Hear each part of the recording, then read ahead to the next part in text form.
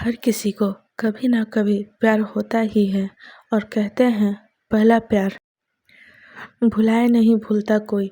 पहला प्यार वो होता है जो सबकी ज़िंदगी में एक नया एहसास लाता है। पहला प्यार ज़िंदगी के सबसे खूबसूरत पलों में से एक होते हैं, लेकिन बहुत कम ही ऐसे किस्मत वाले लोग होते हैं जिनका पहला प्यार ही आखिरी प्यार हो। ऐसी ही एक कहानी प्रीति और अमित की है। प्रीति और अमित एक ही स्कूल में पढ़ते थे। अमित 10वीं में था और प्रीति 9वीं में थी। वो दोनों एक दूसरे को पसंद करते थे, लेकिन कभी किसी की हिम्मत नहीं हुई एक दूसरे को ये बात बोलने की। उन दोनों की आंखों में एक दूसरे के लिए प्यार साफ दिखता था। दोनों रोज स्कूल की असेंबली के समय एक दूसरे को देखते थे और दोनों के चेहरे पर मुस्कान होती थी। जब गर्मी की छुट्टियां चल रही थी और अमित को प्रीति की बहुत याद आ रही थी, क्योंकि अभी स्कूल भी बंद था और वो एक दूसरे को देख भी नहीं पाते थे और न ही उनका घर कहीं एक दूसरे के आजू बाजू में था। बहुत सोचते सोचते एक दिन अमित प्रीति को फेसबुक पर ढूंढने लगा। शायद उसका अकाउंट हो। स्कूल में उन दोनों ने कभी एक दूसरे से बात नहीं किया था और न ही कभी सोशल मीडिया पर एक दूसरे को फॉलो करते थे। अब जो कि स्कूल बंद थे, अमित खुद को रोक नहीं पाया। फेसबुक पर तो बहुत सी प्रीति नाम की लड़कियां मिली, लेकिन जिस प्रीति को वो ढूंढ रहा था वो नहीं मिली। अमित बहुत उदास हो गया। वो बहुत बेचैन हो रहा था प्रीति को देखने के लिए, लेकिन वो कुछ नहीं कर सकता था। उधर प्रीति भी अमित को देखने के लिए स्कूल खुलने का इंतज़ार कर रही थी। प्रीति 9वीं कक्षा में थी, तो उसके घर वालों ने उसे फ़ोन नहीं दिया था, तो वो किसी भी सोशल मीडिया पर नहीं थी। स्कूल खुलने के लिए अभी 15 दिन बाकी था। वो दोनों एक दूसरे को देखने के लिए बेचैन थे। आखिर 15 दिन बाद स्कूल खुल गया। दोनों स्कूल जाने के लिए बहुत उत्सुक थे। अमित स्कूल के समय के 10 मिनट पहले ही जाकर स्कूल गेट के बाहर खड़ा होकर प्रीति का इंतज़ार कर रहा था। सब बच्चे एक एक करके स्कूल आ रहे थे, लेकिन प्रीति अभी तक उसे नहीं दिखी। गेट पर खड़े चौकीदार ने कहा कि अंदर जाओ, अब गेट बंद होने वाला है। आखिर अमित क्या करता। वो अंदर चला गया और अपने क्लास में बैग रखकर प्रार्थना के लिए असेंबली में गया। वो बहुत उदास था कि प्रीति क्यों नहीं आई। आज स्कूल का पहला दिन है, क्या हुआ होगा उसे। अमित का ध्यान प्रार्थना में बिल्कुल भी नहीं था। जब प्रार्थना खत्म हुआ और सभी बच्चे अपने अपने क्लास में जाने लगे, तभी अमित ने देखा कि प्रीति अपने क्लास के लाइन में सबसे पीछे खड़ी थी। तो वो समझ गया कि प्रीति लेट आई होगी। अमित उसे देखकर बहुत खुश हो गया। अमित उससे बात करना चाहता था। एक बार ऐसा हुआ कि अमित और प्रीति की नज़र मिली। दोनों के चेहरे पर मुस्कुराहट थी। दोपहर में जब लंच टाइम हुआ तो अमित प्रीति से बात करने की कोशिश कर रहा था। इसी कारण उसने अपना टिफ़िन भी नहीं खाया था। वो प्रीति के क्लास के बाहर ही चक्कर लगा रहा था कि कब उसे मौका मिले प्रीति से बात करने का और वो उसे स्कूल के बाद रुकने के लिए बोल सके।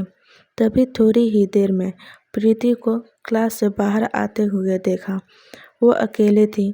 मौका देखते ही अमित ने प्रीति से कह दिया कि स्कूल के बाद थोड़ी देर के लिए स्कूल के बाहर जो बस स्टॉप है वहाँ रुकना प्लीज़। प्रीति उसे देखकर बोली ठीक है और चली गई। दोनों अपने क्लास में चले गए। बस जल्दी से स्कूल का समय ख़त्म होने का दोनों इंतज़ार कर रहे थे। प्रीति के मन में बहुत से प्रश्न चल रहे थे। अमित क्या बोलेगा, मैं उससे क्या बात करूँगी। स्कूल का समय ख़त्म हुआ। सभी बच्चे अपने घर जाने के लिए निकल गए। प्रीति और अमित भी स्कूल से निकले और बस स्टॉप पर गए। प्रीति जब वहां पहुंची तो अमित पहले से ही वहां खड़ा था। प्रीति उसके पास गई और उसके बाजू में जाकर खड़ी हो गई। अमित का दिल बहुत ज़ोर से धड़कने लगा था। फिर अमित ने हिम्मत जुटाकर पूछा, तुम फेसबुक पर हो? वो बोली, नहीं, मेरे पास फ़ोन नहीं है। अमित ने पूछा, क्यों? तो प्रीति बोली, अभी मैं 9वीं क्लास में हूँ और मेरे घर पर अभी फ़ोन चलाना मना है। अमित बोला, ठीक है। फिर दोनों के बीच थोड़ी शांति थी। फिर अमित ने पूछा, आज तुम लेट क्यों आई स्कूल? प्रीति बोली, मेरी बस छूट गई थी, मुझे देर हो गया। फिर प्रीति बोली, क्यों, तुम मेरा इंतज़ार कर रहे थे? अमित थोड़ा मुस्कुरा कर बोला, हाँ।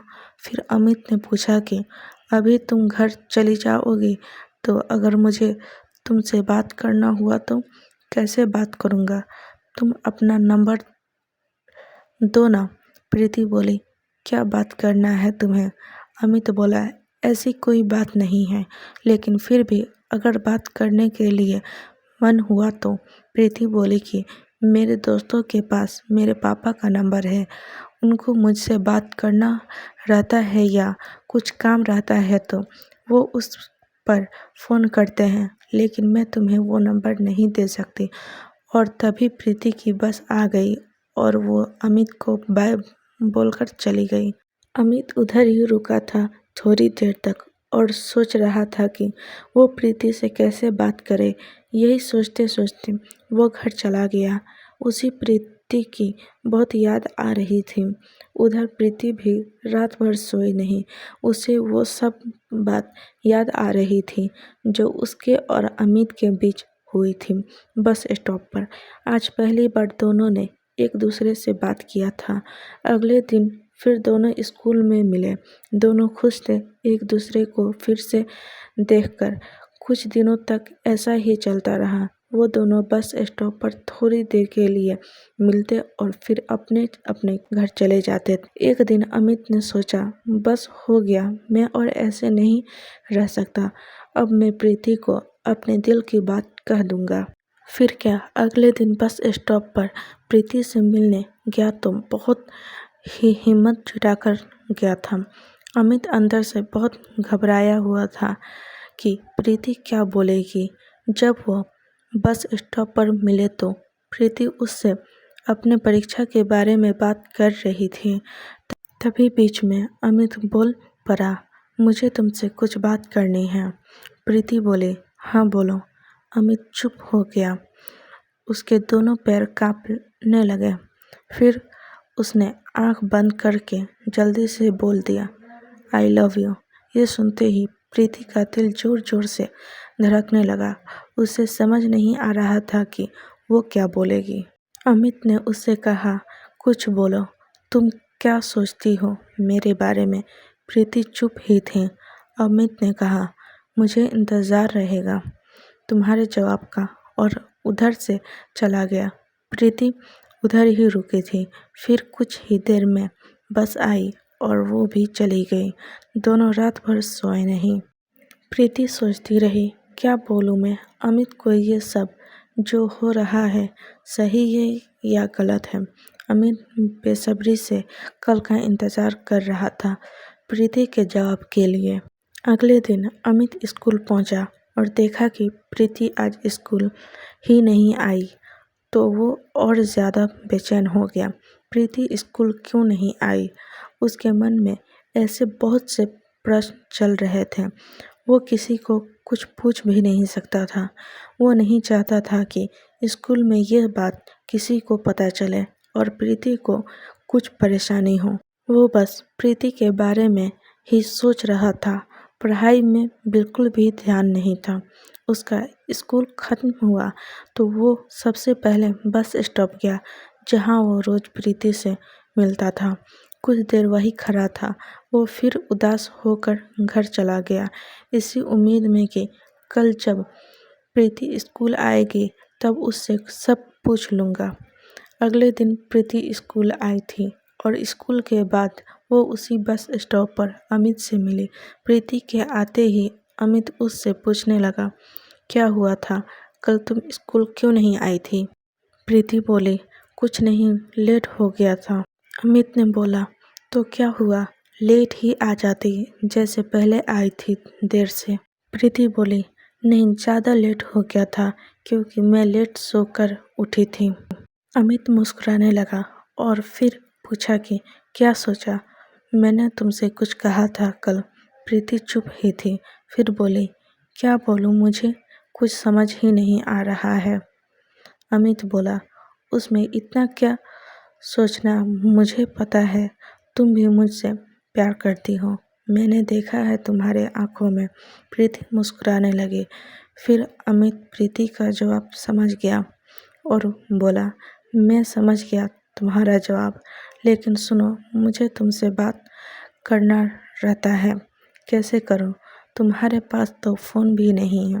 प्रीति बोली, तुम मुझे अपना नंबर दे दो, मैं तुम्हें फ़ोन कर दूंगी जब पापा का फ़ोन मेरे पास होगा तो, लेकिन दोबारा उस नंबर पर फ़ोन नहीं करना। अमित बोला, ठीक है, और उसे अपना नंबर दे दिया और दोनों अपने अपने घर चले गए। शाम को अमित इंतज़ार कर रहा था कि शायद प्रीति फ़ोन करे। वो अपने फ़ोन की तरफ ही बार बार देखे जा रहा था। शाम से रात हो गई, प्रीति का फ़ोन नहीं आया। अगले दिन स्कूल के बाद अमित ने प्रीति से पूछा, तुमने फ़ोन क्यों नहीं किया? वो बोली, पापा का फ़ोन नहीं था मेरे पास और मुझे समझ भी नहीं आ रहा था कि फ़ोन पर मैं क्या बात करूँगी। अमित बोला, इसमें सोचने की कौन सी बात है, अपने आप ही कुछ बात हो जाती। ऐसे ही वो दोनों रोज़ स्कूल के बाद मिलते थे और प्रीति कभी कभी अमित को फ़ोन करती थी। उनकी बातें होती थी।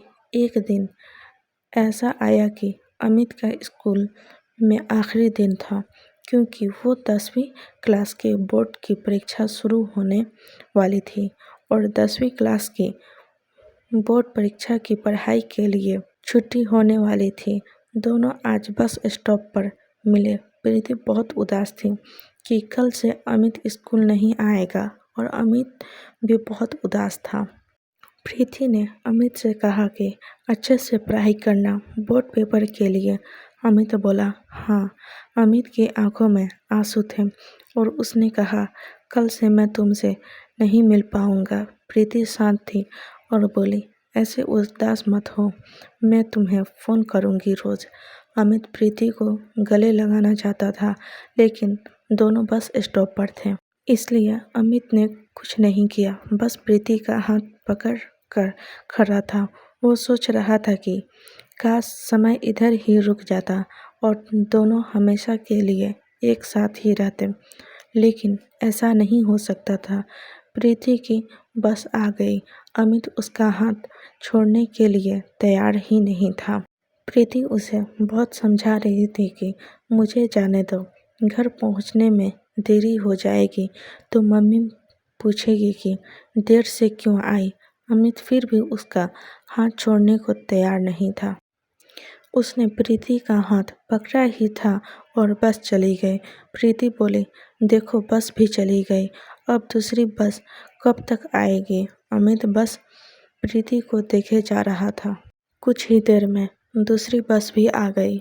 इस बार प्रीति बोली, प्लीज़ मुझे जाने दो घर, मुझे बहुत डांट पड़ेगी मैं और लेट हो गई तो। अमित ने बोला, पहले वादा करो कि तुम मुझे रोज़ फ़ोन करोगी। प्रीति बोली, हाँ करूँगी। इस बार अमित ने प्रीति का हाथ छोड़ दिया और प्रीति बस में चली गई। अमित उधर ही खड़े होकर प्रीति को देख रहा था। बस की खिड़की से प्रीति बाय बोली और फिर चली गई। प्रीति अमित से फ़ोन पर रोज बात करती थी। जब 2 दिन बाकी थे परीक्षा के लिए, अमित को प्रीति से मिलना था। एक दिन अमित प्रीति को बिना बताए स्कूल छूटने के समय उसी बस स्टॉप पर गया जहां वो रोज मिलते थे। प्रीति स्कूल के बाद घर जाने के लिए उसी बस स्टॉप पर आई। उसने देखा कि अमित बस स्टॉप पर था। वो दूर से ही अमित को देखकर खुश हो गई। फिर तो वो ना दाएं देखी ना बाएं और भागी भागी बस स्टॉप पर पहुंची। वो बहुत खुश थी। अमित के पास जाते ही वो बोली, तुम यहाँ? कल तो तुमने फ़ोन पर नहीं कहा था तुम आने वाले हो? अमित बोला। क्योंकि मैं तुम्हें सरप्राइज देना चाहता था, इसलिए नहीं कहा था। प्रीति बोली। अच्छा किया कि तुम आ गए मिलने, मुझे तुम्हारी बहुत याद आ रही थी। अमित बोला। हाँ, मुझे भी बहुत याद आ रही थी, इसलिए आ गया। परीक्षा के लिए बस 2 दिन बाकी है, सोचा मिल लूँ। प्रीति पूछी। तुम्हारी पढ़ाई हो गई सब? अमित बोला। हाँ, लगभग हो ही गई है सब। वो बोली। ठीक है, अच्छे से सब लिखना परीक्षा में, तुम्हें अच्छे मार्क्स लाना है। अमित बोला। हाँ। 2 दिन बाद अमित का पहला पेपर था। परीक्षा के एक दिन पहले अमित का फ़ोन खराब हो गया। अमित का छोटे भाई फ़ोन से खेलते खेलते उसे पानी में गिरा दिया था। अमित को बहुत गुस्सा आ रहा था, क्योंकि अब वो प्रीति से बात नहीं कर सकता था और ना ही अभी उसे दूसरा फ़ोन मिलता, क्योंकि परीक्षा चल रहा था तो उसके पापा उसे दूसरा फ़ोन नहीं देते अभी। उधर प्रीति भी बहुत परेशान थी कि क्या हो गया, अमित का फ़ोन क्यों नहीं लगता अब। फिर वो सोची कि शायद वो पढ़ाई करता रहता होगा तो फ़ोन बंद कर दिया होगा। प्रीति इंतज़ार कर रही थी कि शायद परीक्षा खत्म होते ही अमित मिलने आए। अमित ने यही सोचा था कि जैसे ही परीक्षा खत्म होगा तो वो प्रीति से मिलने जाएगा।